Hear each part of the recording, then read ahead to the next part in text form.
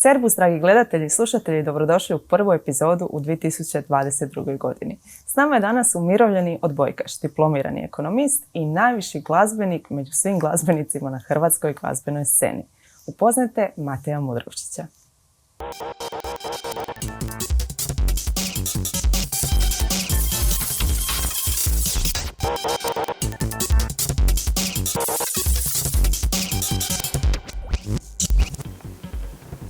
Matej, dobrodošao.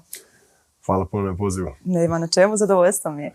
Naš prvi gost u novoj 2022. godini. Znaš koliko mi treba da to izgovorim? Jer ja sam mislimo ostala 2 godine sad će još neko vrijeme treba, znaš kad pišeš pa napišeš 21, joj ne 22. Tako u osnovnoj škole, kad datume pišeš na testu.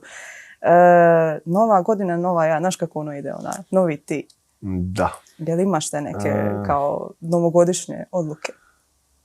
Pa, novogodišnje odluke, ne znam, mislim da sam se onako relativno dobro poslužio život do sad.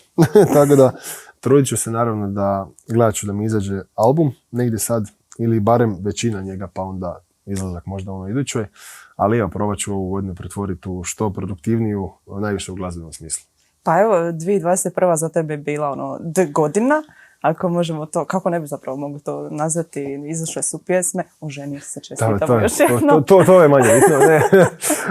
Je svadba ipak broj 1, ali da, izašle su pjesme neke koje su imale dosta lijepe reakcije, pogotovo Plešem sam obrada, to mi je jako drago kako je to zaživjelo i kako su to ljudi prihvatili, jer sam uzeo jednu stvarno veliku pjesmu i dao joj neki svoj potpis i kad je autor Borgudan iz Detura, još jednom mu hvala, što je dozvolio uopće da objavim, kad je on rekao da je njemu to stvarno dobro, onda ja sam bio to.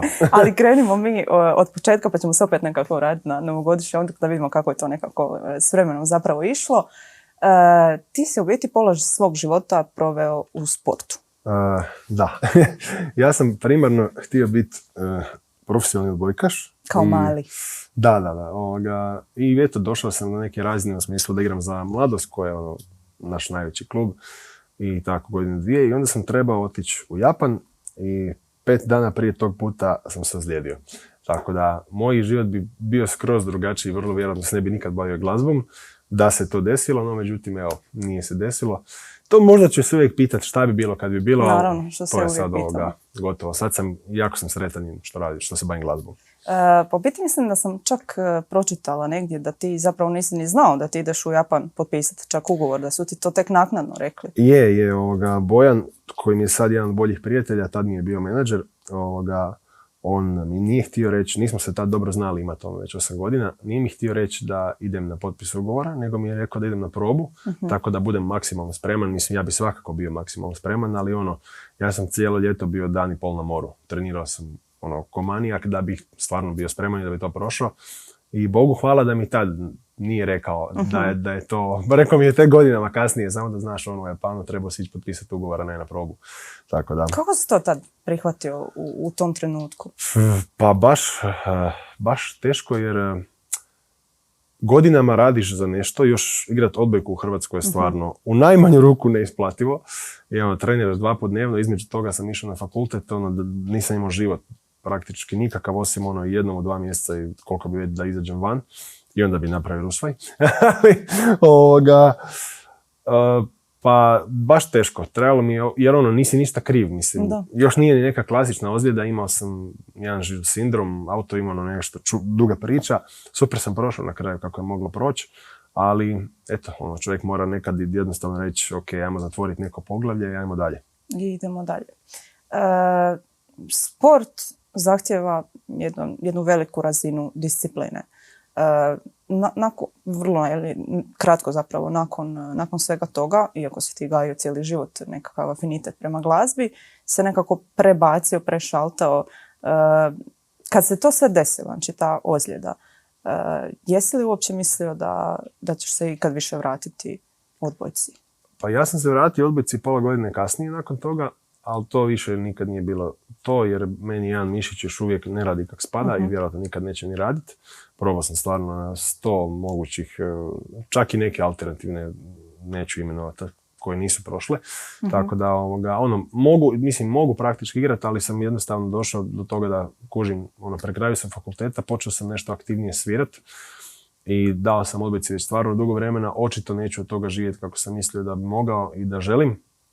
I bilo je teško, ali reći, ok, gle, već sam dovoljno vremena dao tome, ajmo to ostaviti sa strane, ajmo završiti faks i ajmo malo se više posvetiti glazbi. Tad još nisam mislio da ću ikada toga živjeti, ali eto, desilo se mic po mic, pa neki projekti, pa musicali, pa više svirki i evo me, tu sam. Svako zlo za neko dobro, Da. definitivno. Tada, kad si krenuo zapravo, odlučio napraviti taj potez, ok, ja se sad želim profesionalno baviti glazbom. Koliko je tvoja sportska karijera nekako imala utjecaja na sve to po pitanju nekakve discipline? Što bi mogla reći da je zajedničko glazbi i sportu?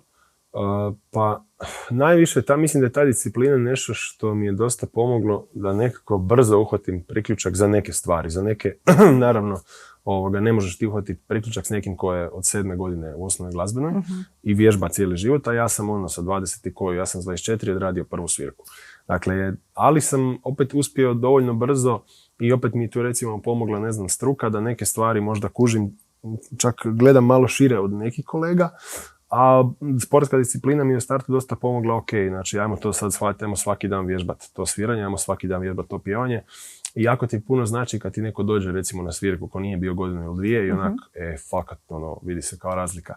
Tako da taj sportski mentalitet s te strane discipline mi je stvarno dobro došao i što ne pijem, ne pušim, popijem tu i tamo, ali nije da pijem i nije da konzumiram ništa baš. Tako da to mi je opet dobro pomoglo jer se puno brže oporavljaš, tako da, ali recimo stvar koju mi još uvijek, koju sam uspio sam sa sobom apsorbirati, koja nije ista kao u sportu, je da ne smiješ biti kompetitivan u glazbi.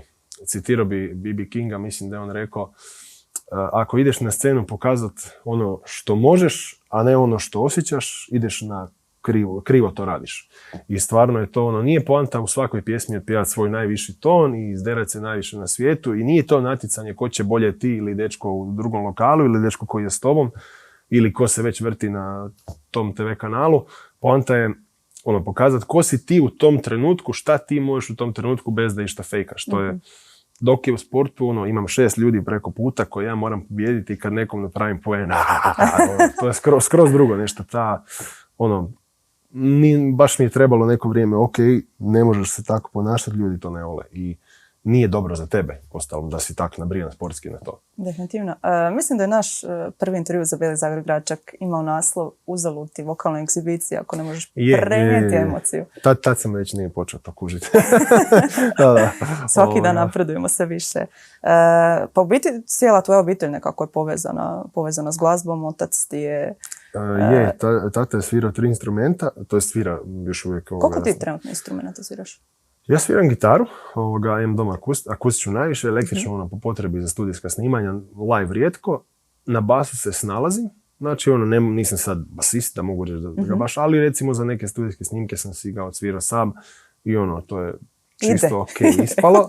Ali kažem, ne bih htio vrijeđati kolege basiste, reći da sam ja basist jer nisam. Znači ja to samo, isto na klavijaturi znam stisnuti koji akord, ali da ja mogu izaći pred ljude i svirati ne mogu. I znaš najskuplje tamburice, to isto, imam taj podatak. Znam tamburice, da, tako je, tamburice. Tata izrađuje tamburice, tako da nešto znam par pjesama. Znam sve o meni i to je to. Više ništa ne trebaš ni znati. To je to kao, ok.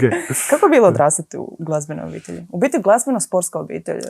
Brat i sestra su isto tako odbojkaši. Da. Tata je bio Hrvač, oni su odbojkaši. Brat i sestra su završili za harmoniku, osnovnu glazbenu. Ja sam išao na gitaru, ali sam nakon 4 godine odustao, bio sam užasan učenik, to mi je danas krivo, jer nisam ni tad, ja se točno sjećam, imao sam u glazbenoj stalno kao klasika, koju ja tad baš nisam volio i onda mi je 1 sat profesorica dala da učim Californication. I ja sam to peglo satima, jer prvi put da ja učim nešto što mi se fakat svira, tako da sam iz glazbene izašao nakon 4 godine, što mi je sad žao, ali eto, nema smisla tjerat kad neko baš jako ne želi. Ja nakon glazbene par godina nisam taknuo gitaru, koliko sam je zamrzio.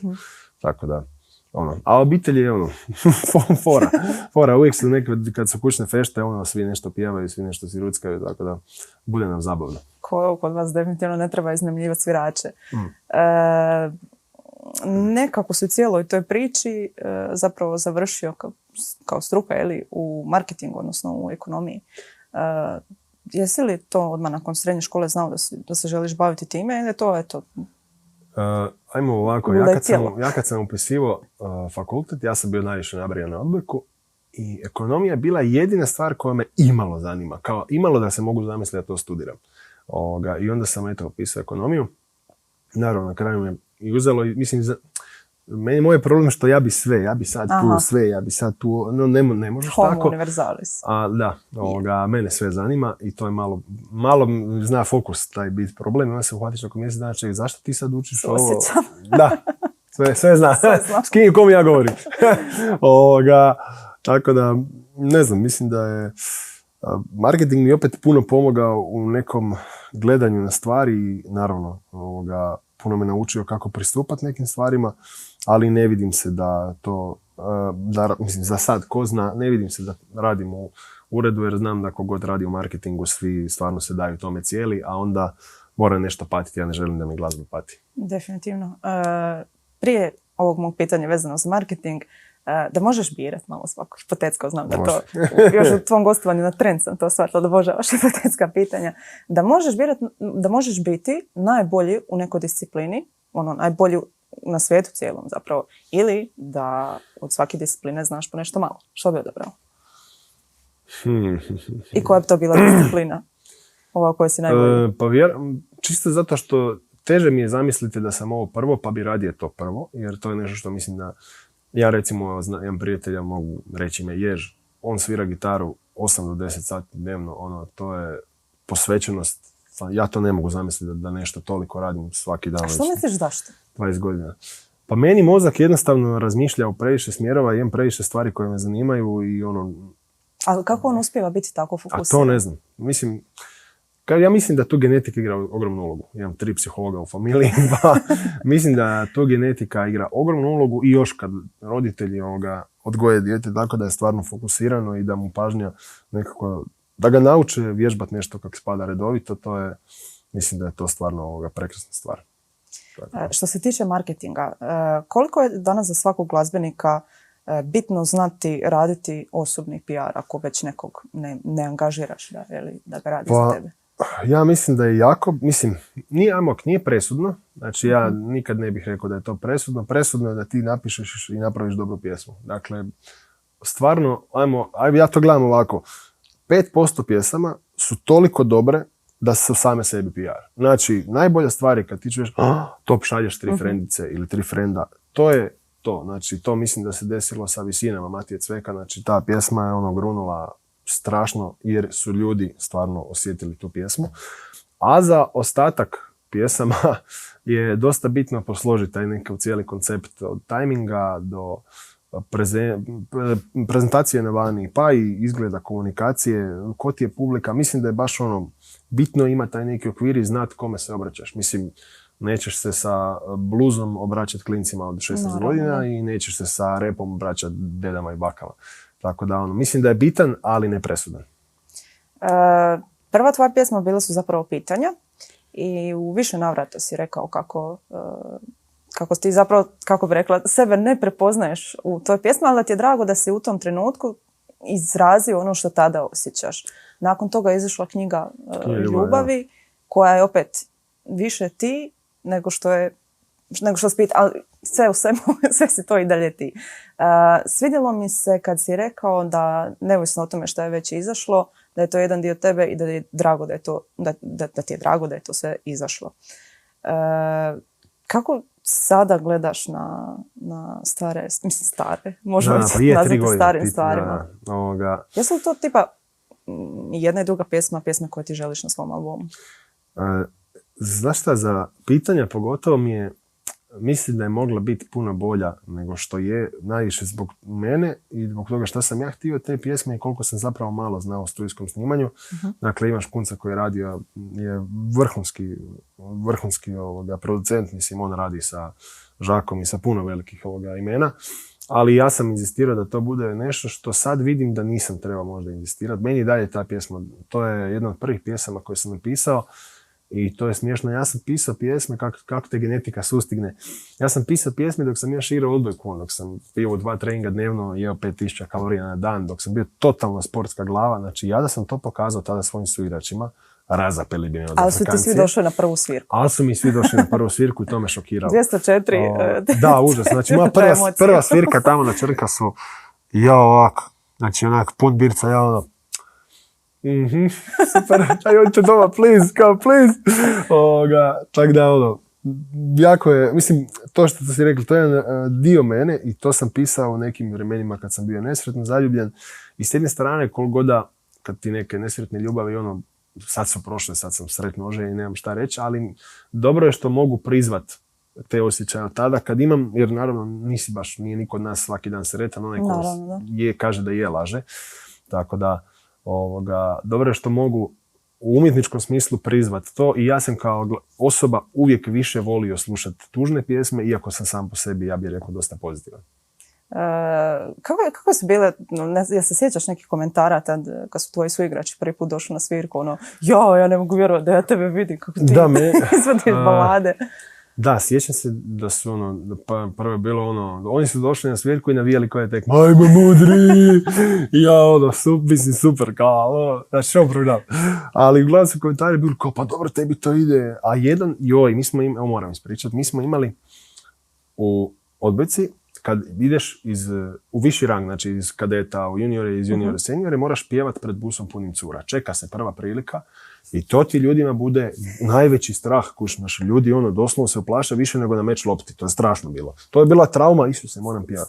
A meni nije bila takva trauma jer ipak znam da koliko toliko znam pjevat. Znači imam sluha, pjevam malo tamo. Iako to je bilo pred 10 godina i jedan od njih mi je tad rekao, možda ga i znaš, Ivan Rajić, ne. Uglavnom, on mi je tad rekao, mudri, ostavi se ti odbojke i ti u pjevanje. I 10 godina kasnije ispalo da je bio prorok ovoga. Da sam otišao stvarno u pjevanje, ostavio se odbojke. Bilo je komentara da kao lijepo, nismo znali, pogotovo kad je pjesma izašla, ja nisam pojma da bi ti mogao ovakav tekst napisati, ja te uopće ne doživljavam takvog. Ali eto, svako od nas ima neku svoju drugu stranu. Tako je, drugu stranu. Ubrzo, par godina nakon toga je uslijedila tvoja obrada detura koja se nam nešto malo zakulica maštu na samom početku. Kad se javila ideja sama? Kako si zapravo pristupio autoru same pjesme? Ideju sam dobio jer sam slušao Maju Posavec uživo. Razglas sam im bio posudio. I ona je meni fantastičan interpret. Znači, nažalost nema tako veliku karijeru kod nas kao što je imala dok je bila s deturom, ali ona ima tako način da te uvuče u svoju auru. Znači, taj koncert mi je jedan od boljih hrvatskih koncerata na kojem sam nikad bio, jer toliko, znači, čak i one ljude koji nisu došli slušat, koji su pili cugu, za 20 minuta i oni su bili u zoni. I stvarno si čuo muhu i nju u pauzama. I pjevala je tada Plešem sam, nešto drugačiju verziju nego što imaju studijski. Drugačija vibe-om i ja sam rekao stvarno ja bi ovoj pjesmi htio dati svoj pečat jer je taj tekst jako tužan i jako je zapravo, čak i mračan malo. A originalni studijski aranžman ipak više je punchy. I eto, ja sam to malo po malo počeo slagati, tu sam doma sve odsvirao. Marin Gregor mi je odsvirao perkusije, na tome mu hvala. I onda sam poslao Nenadu s tim da ja tim vokalom nisam bio zadovoljan nikako. Ja sam mislio da je to katastrofa, probao sam 100 puta i ja pošaljem, to što je sad finalni vokal, i ja pošaljem prvo frendu da uredi te trake, Tinu Švegoviću koji svira za Maticu Eka i bavi se studijom, isto super je momak. Pošaljem njemu, daj gle, ovo nije finalni vokal, taj vokal ću ja snimiti ponovo, ovo ništa ne valja, ali daj pogledaj ovo ostalo, gitare, bas, bekovi, ili to okej. I on mi vraća nazad, stari, pa jesi ti lud, pa ovo je fakat super otpjevano, šta hoćeš bolje, A rekao, ne, sam ti ovo uredi, ja ću vokal ponovo. I sad uredi on stvarno napravi miks tih traka, ja pošaljem to Borgudanu i opet ja napišem, samo da znate, nije finalni vokal, ali i Nenad mi je vratio mail na koji ja sam stvarno, baš mi je zasuzilo u očima, Matej, hvala ti, ovo je baš kao pravi drugi pogled na ovu pjesmu i promjena akorda, interpretacija, sve, bit ću presretan ako objaviš, baš mi je, čitam jer meni je detur pojam toga da su umjetnici, nisu trash, kvalitetno je, nije komercijalno je i art je istovremeno, baš plešu po rubu svega lijepog. I ja kad se vidim njegovu poruku, a meni ovak srce, Tako da, Jako je. To mi je baš jako drago i ja se nadam da će mi dati da to stavim na svoj album. Iako je obrada, ali ja tu pjesmu doživljavam kao da je moja. Je na kraju ta verzija koju si poslao Nenadu bila to je bilo finalno i onda sam skužio, ok, možda ipak ne treba snijati moj vokal. Ako mi on kaže da je ok, onda je valjda ok. Zašto nisi bio posle siguran to? Pa mi glazbenici smo svi takvi, nikad nismo... Nije dobro. Da. I sad bijem priče drugih ljudi, ali ne smijem. Ali uvijek smo... Da li je to tak treba biti, da li je to... Da li sam ovo trebao onako... Ja kažem, jednostavno sam mislio da to... I često se to dešava, ima tih priča milion, da ljudi snime čisto da snime i onda na kraju to ispadne. A zašto si uvjeren da ti je najbolje, to ništa ne reci. Tako da mislim da ćemo svi imati tih momenata. Bi li za sebe rekao da težiš savršenstvu u drugim poljima života? Koliko je to zapravo opasno u neku ruku? Odlično pitanje. Hvala. Ali ja sam jako analitičan mozak i ja sam morao naučiti ugasiti taj dio sebe jer jednostavno ne možeš... Molim te, reci mi kako. Da. Ja jako gledam psihologiju, volim predavanja, volim čitati. Stvarno, mi je tu nekako sam si dosta onako, nije self-help, ali dosta sam si sam pomogao čitajući neke ovak tipa, ne znam, Junga sam znao neke stvari čitati, Jordan Peterson ima super predavanja, Sam Harris ima super predavanja. Ima stvarno ljudi koji, kad slušaš, možeš jako puno o sebi naučiti. Recimo, ima jedna stranica... Evo, ima mudri ispred mene. Pa. Ima jedna stranica na kojoj su citati grčkih filozofa na Instagramu i to je toliko dobro da svaki dan ti tako neka pamet. Baš onako zapitate o puno stvari. Ali nisam perfekcionist u smislu malo previše za neke stvari. Znaju ljudi koji mi rade, sad ako gleda ovaj podcast ubiće me, znaju ljudi koji mi rade snimke, mix i master, ja bi uvijek tu nešto mijenjao, pa čak nekad i naknadno, pa daj brate, pucaj si u glavu, više pusti me na miru. Ali, eto, mislim da ako je to nešto što ostaje zauvijek, da treba biti najbolje što može biti.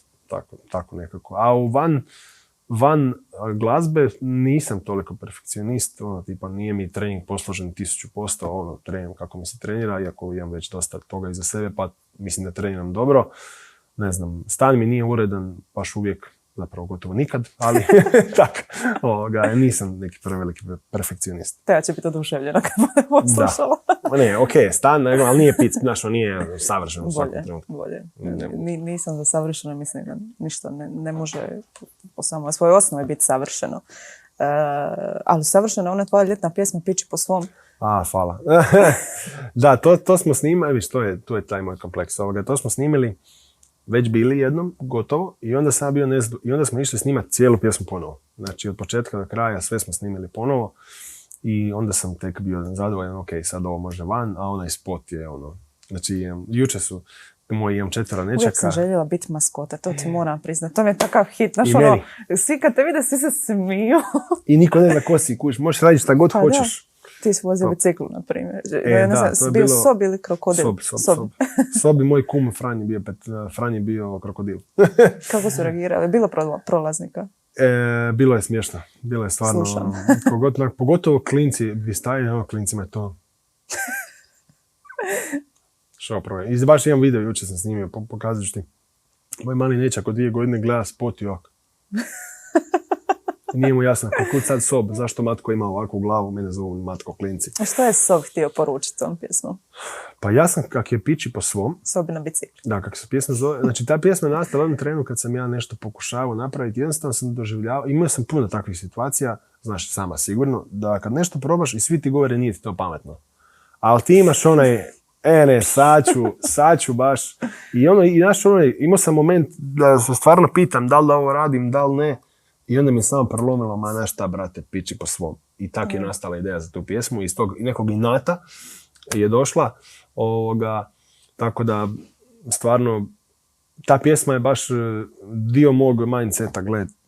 I kad, naravno, uvažit ćeš neke savjete, ali kad osjećaš da nešto trebaš napraviti, ti svi kažu nemoj, napravi to i vozi.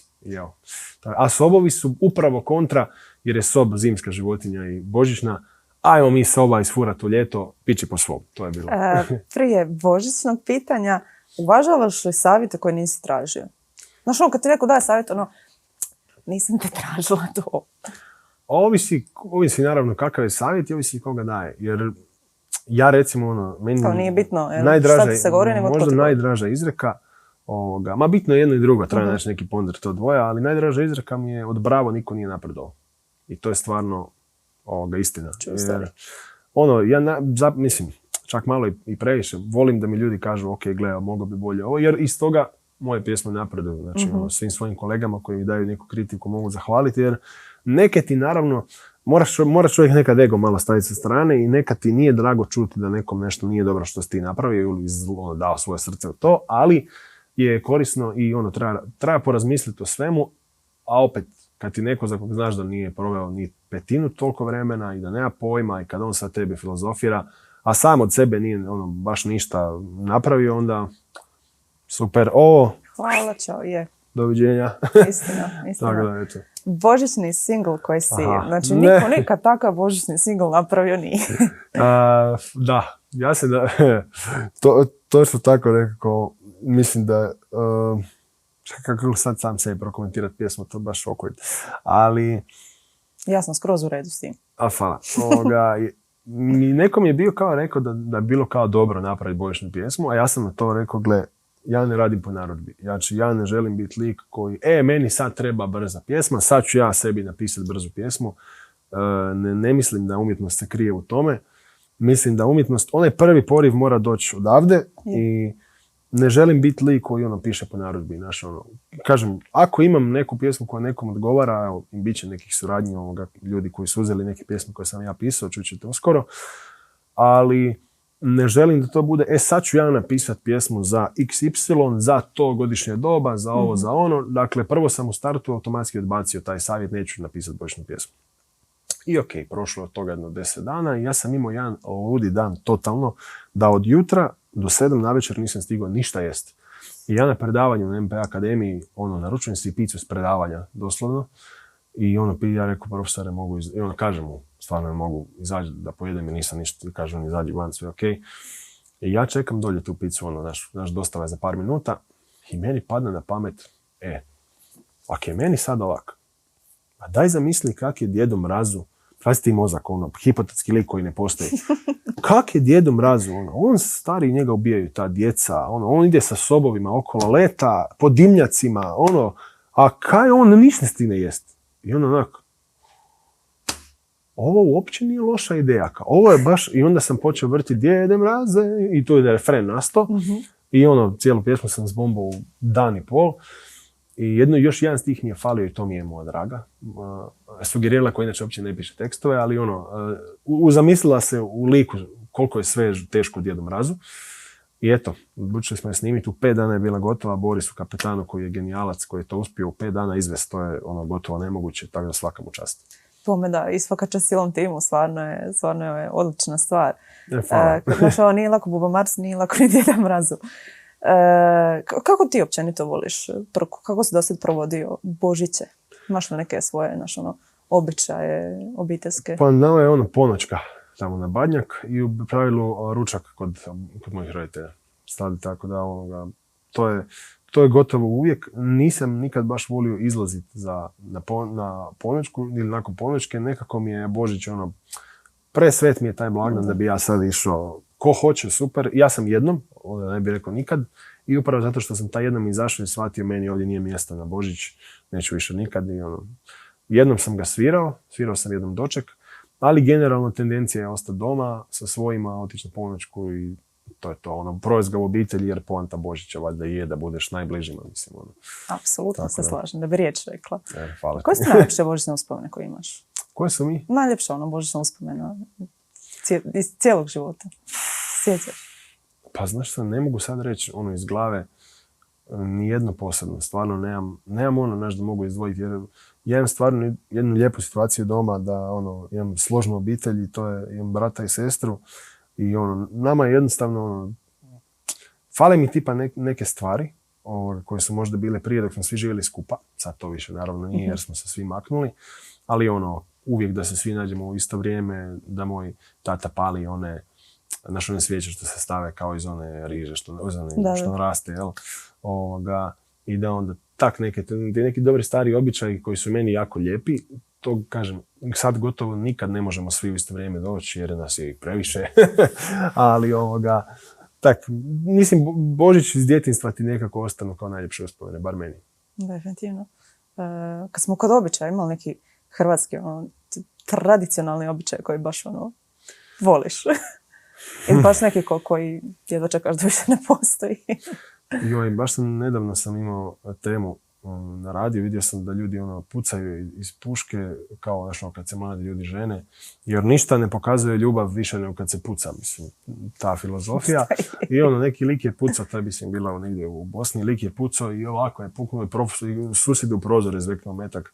Recimo, taj običaj bulio da se makne, ali generalno, pa nisam, mislim, ima puno tih nekih lijepih običaja. Ja recimo, ne volim Halloween, ali jako su mi fora maškare. Jer maškare su ipak naš proizvod, a Halloween je nekako, uvezli smo to od nekud i to mi odmah manje mi je privlačno, ajmo to tako reći.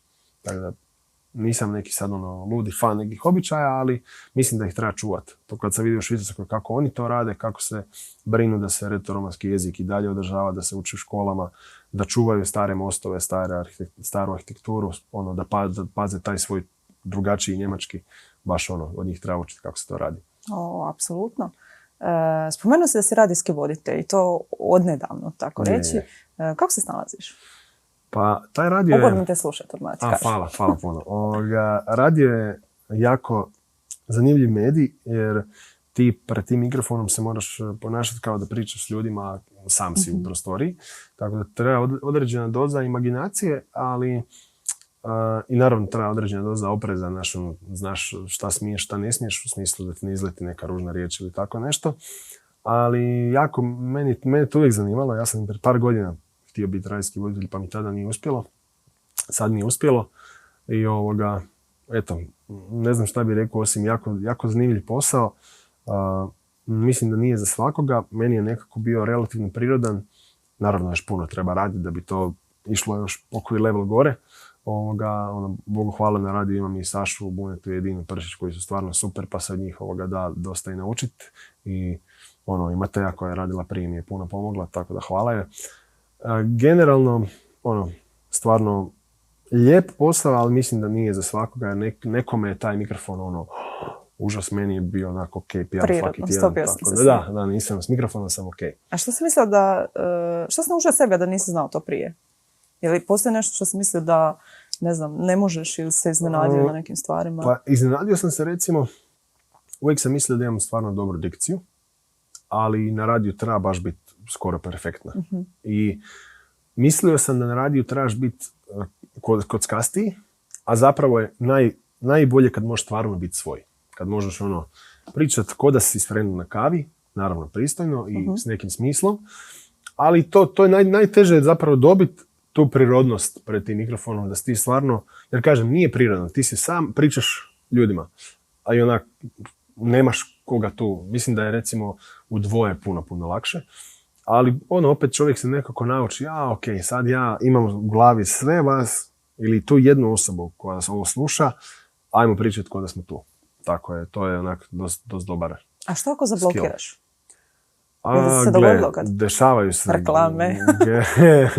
Dešavaju se greške svima. Nisam, znaš uvijek je to u levelima. Znači, Barbara Kolar danas šta god napravi, to je top jer je to Barbara Kolar. Neke stvari koje, ja ako napravim, ja sam mlado novo ime i moje greške su odmah skuplje 3 puta jer jednostavno je tako u startu, stvarno moraš nekako to posložiti kako spada. Zablokirati u smislu, to nije bad, to se dogodi svima. Znači, uzmeš li bilo koji radijski eter i slušaš cijeli dan, svakom voditelju će se desiti, to je normalno. Ali da baš zablokiraš, da ne znaš sekundu, 2, 3 šta reći, to mi se još nije desilo, nadam se da neće. Kucnit ćemo 3 puta. Tako je. I znaš što se 3 puta kuca? Zašto? Ozbiljno. Ne. To sam saznao bio nedavno. Ovo mi baba nije rekla. Slaveni su imali kao 3 boga dobra koji su živjeli u drveću i onda da svakog pozdraviš kao kucneš u drvo 3 puta. Nemoj se. To je sad recimo lijepi hrvatski običaj. Hvala lijepo. Eto. Ovo sad ne znala. Morat ću to prenijeti. Fora. Mi svi kucamo ili crna mačka pa... Za taj ne znam otkud to, ne znam ništa. A pa sad ću ga istražiti kad dođem kući. Mate, što se tiče 2020.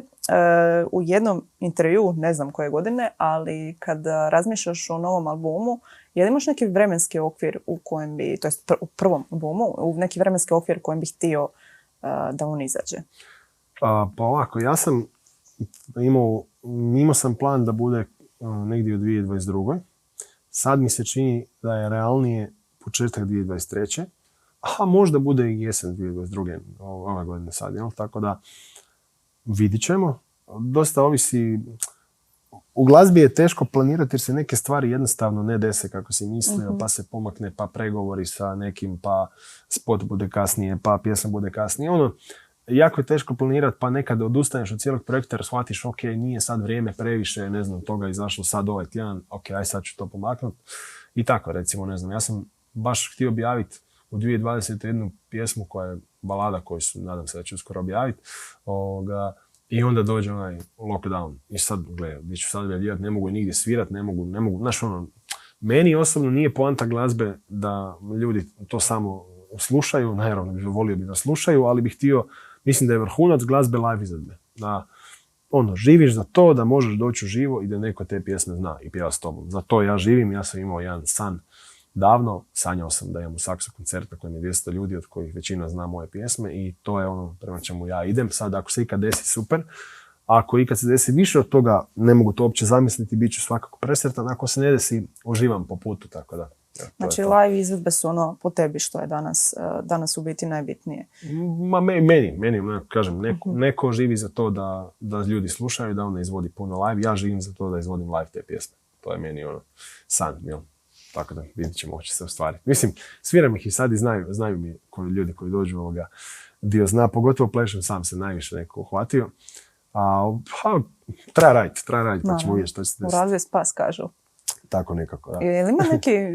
Ima tvoj neki dnevni raspored kako dan općenito izgleda ili to apsolutno podložno promjenama? Prije sam imao, sad zadnje vrijeme malo je kaotično, kažem upravo iz onog što smo pričali oko marketinga, ja trenutno većinu toga, to jest veliku većinu toga radim sam, pa mi onda, ne znam, neke stvari uzmu vremena, više računaš nešto potrošiti sat vremena, potrošiš 3, pa se cijeli plan pomaknuo, ali nekako se trudim da svaki dan barem pjevam i barem nešto sviram i pišem. S pisanjem sam recimo lila, ne mislim da treba biti kao to je moj nekav pristup tome. Znam da ima ljudi koji svaki dan pišu 8 sati i ja se tome divim iz dna duše. Moja prijateljica Jelena Kastaneti, ona je pisat, ona svaki dan piše toliko, ja se tome divim za poludit. I neki koji pišu pjesme isto tako. Ali ja recimo mislim da ja osobno ne bi mogao tako.